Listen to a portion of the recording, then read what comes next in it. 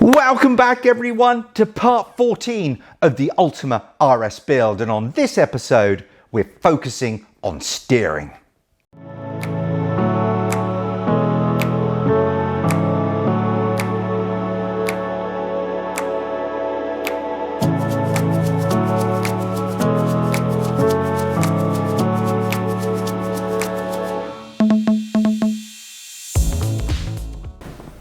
Yes, you did hear that right. We're going to be focusing on the steering and not the gear shift, as I said last episode. And there's a reason for that, which I'll share with you in the future. But for now, steering. So what this episode will actually cover is the installation of the steering rack itself. Rack and pinion with track rod ends and billet alloy clamps bolting it to the chassis. And then we'll add the UJs, which will allow the steering column, which there are two parts, to thread its way through the chassis up to the driver position, where we're going to put on the crush zone, which is the boss for the steering wheel itself, and the Raptor control units, just like Formula One. And on that note, let's get unwrapping that stuff. And it's another mini Christmas. I'm opening the boxes and bags for all the steering components. Well, first of all, there is this beautiful, and I mean beautiful, Ultima sports rack. Now this is made specifically for Ultima, and I remember when I built my GTR 20 years ago, it was just the perfect lock to lock and weight for a high performance sports car. So we have the rack. Next we have here the boots and the zip ties to go on the end of the rack. Next, what do we have in here? What's this? Steering rack parts. Let's open this. Now I believe these are the alloy mountings for the steering rack. So here they are. Beautiful bits of kit. So one of those goes either end of the rack.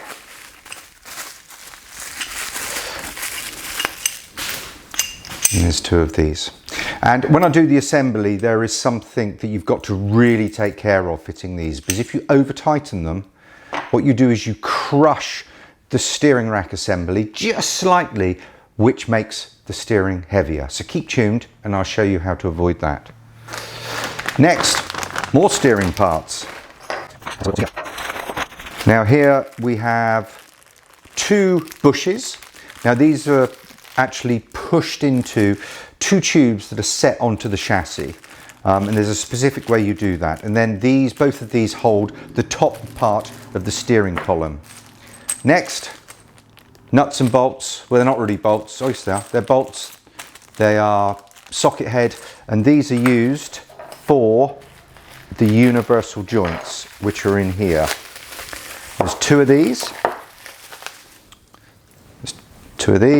And the reason you have two is so the direction of the steering column isn't directly from the rack to the driver, because in an accident the driver will get speared. So you use two UJs to offset the steering column, so it goes in a bit of a sort of a zigzag, and that's what both of these are for. And these have to be put on in a very specific way, which again I will show you later. What's this? This is crush zone. Now what the crush zone is it's another safety feature, and it goes on the end of the steering column, and stainless steel set screws again. And this so the steering wheel goes on this end, and the other end fits onto the steering column, and then inside this rubber gaiter there is, I can't get it off now, I was going to show you. God, I need to be a bit stronger. Here we go. So you can see here it's an assembly which in an accident, if for any reason that top steering column gets pushed into your chest, this deforms. So that's that. And talking about the steering column, there are two parts. It's only a short steering column. So this is the top part. As you can see, it is got splines on one end to fit into a UJ, and on the other end you drill holes to take basically the crush zone. There's that, and then this other steering column is just straight, and this goes from the UJ here, another UJ on the other end, which then fits on the end of the steering column.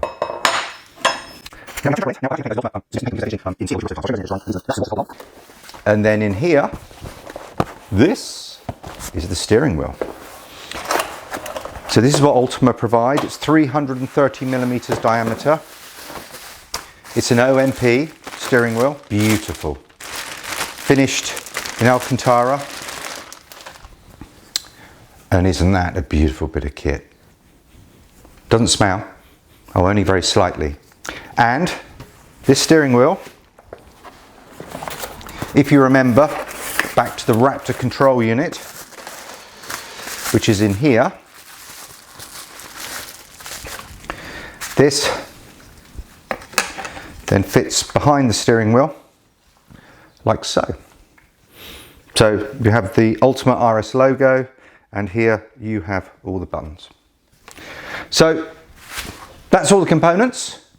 Let's get spannering. What you can see here is one of the brackets that holds a tube, which in turn holds one of the steering column bushes.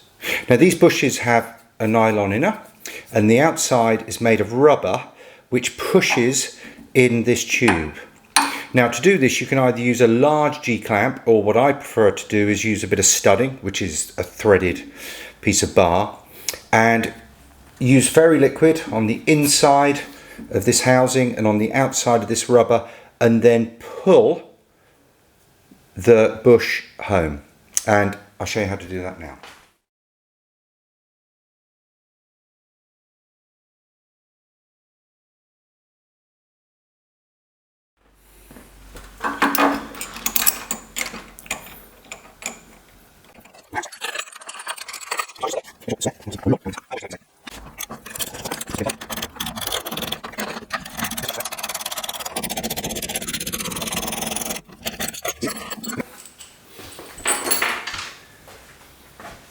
Then what you do next is you thread through the steering column, which will be a bit tight at the moment, to straighten up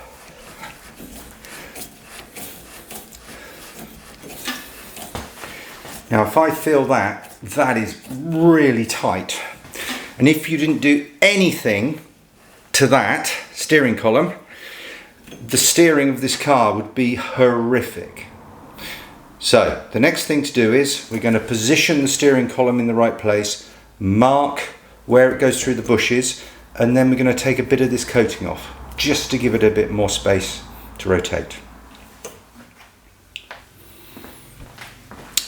So to know the position of the steering column, to actually remove the electroplating, to make it easier to turn, the steering column needs to protrude 30 millimeters from the end, which is about where it is now. So what we're going to do now is mark on this steering column where we're going to have to remove some of the electroplating to allow it to rotate more freely.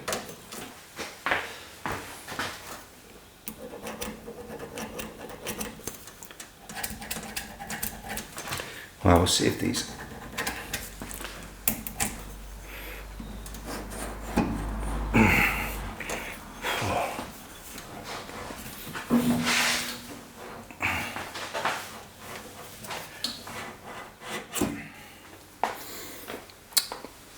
So we can see here on the steering column, this is where it comes through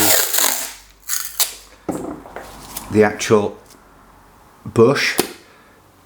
So let's mask that off a little bit below. We need to be super cautious. And then we know it comes out on that weld. I don't really need to put anything there, but let's just protect the splines.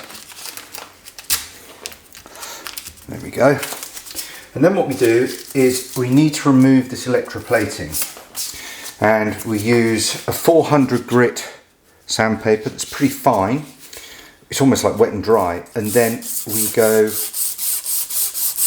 a left and right motion, and what we do is we add a bit of WD-40 just for lubricant. So if I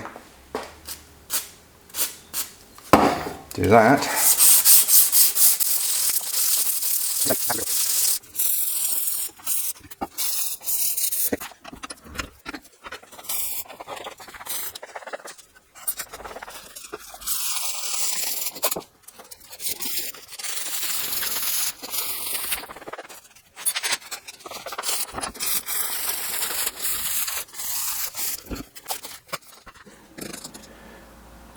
well, half an hour later, and look at that. Beautiful. Rotates superbly. No lateral movement. Just a very, very nice action. And there you go.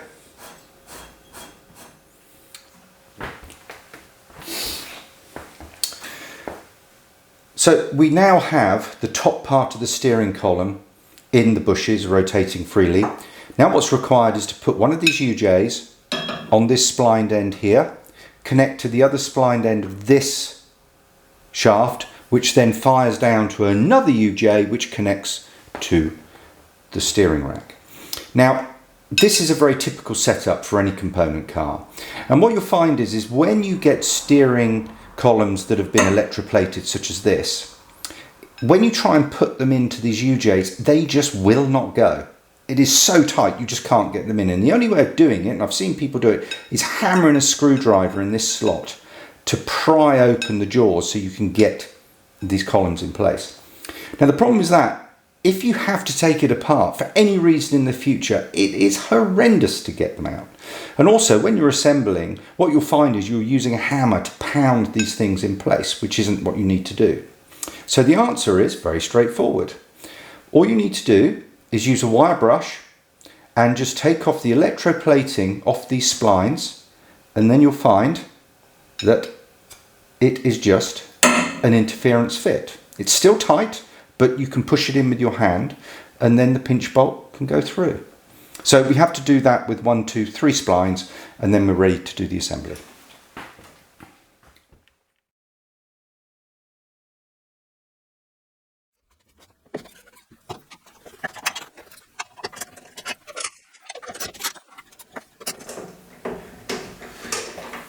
There we go. So the rack's in very loosely, I must say. I'm just going to nip it up a little bit. But what I also must say is you have to be very careful not bolting those clamps down too hard. This rack is machined to the finest tolerances, and if you just crush, can you believe it, just crush that aluminium casing very slightly, you can affect the weight of the steering. So what they even say is actually insert a washer on the bottom bolt just to give it a bit more space.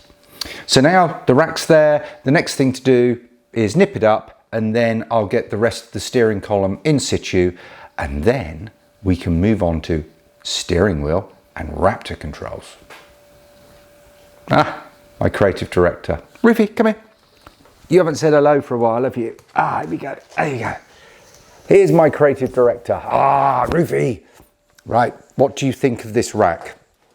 Can you have a look? What do you think? Hey, have I made a good job of that? Oh, he's having a good look. Hey, what do you think? What do you think? What better way to rock than this?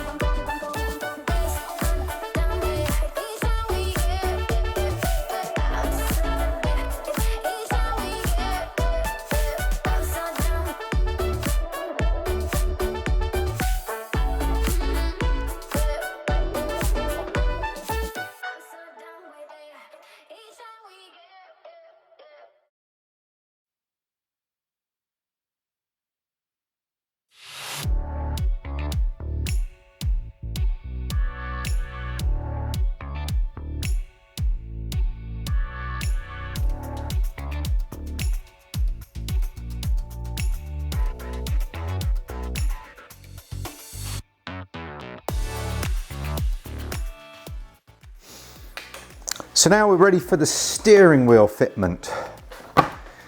Let's just unpack this. OMP, lovely mate. Now what we're going to do is bolt this deformable hub onto the wheel.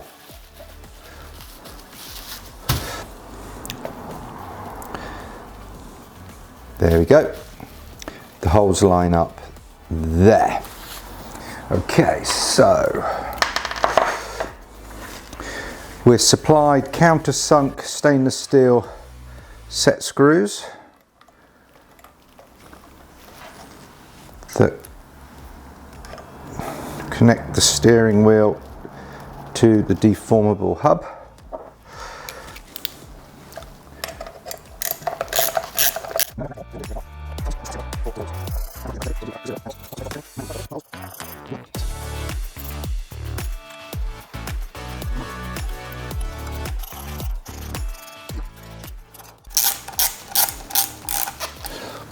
There we go.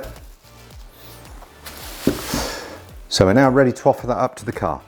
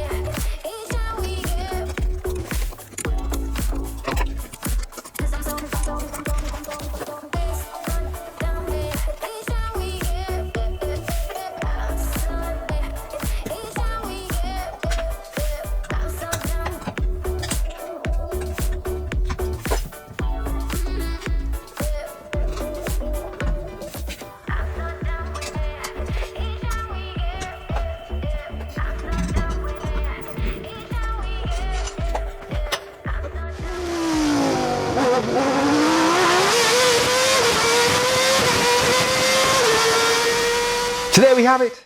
The RS is steerable now. Well, almost. I've got to put suspension, upright, brakes, wheels, tyres, all that on. But anyway, the steering is fully installed. Now, some of you will have noticed at the beginning of the episode, I set the RS condition to a 3. And when you really look at the steps I went through, it's not really that difficult. But the reason I've put this job worthy of a 3 is those small steps of making sure that steering column ran freely in the bushes. To make sure that rack wasn't over tightened, so the actual rack inside it wasn't pinched. And the reason why those things are so important is you don't want to lose that beautiful feel of steering in the RS. And ignore any of those steps, and what you'll do is you'll add friction and resistance to the steering, making it heavy. Anyway, that's it for this week, and all there is to say is stay safe, keep spannering, and remember, if you haven't subscribed or thumbs up, please do it. Thank you very much. Bye-bye.